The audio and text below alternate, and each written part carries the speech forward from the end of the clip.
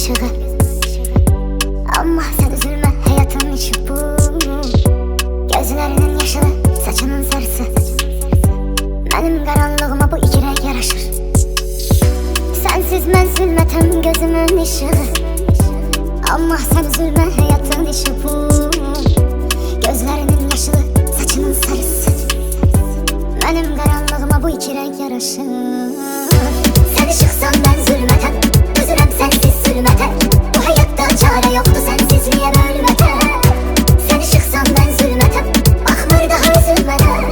Demirem ki üzülmene, ama sensiz düzelmem. Sen deme doğrularım yalanmış. Işıklı yollarım karanlık dalanmış. Hisler bu yüreğin hazinesidir. Ama ki o hazine daha talanmış. Sen deme kalbim ona inanmış. Gerçi sandığım deme yılanmış. Bu hayatta insan tek düşmanı, birine kör körane olanlanmış. Sensiz ben zülmetem, gözümün ışığı. Ama sen üzülme, hayatın işi bu.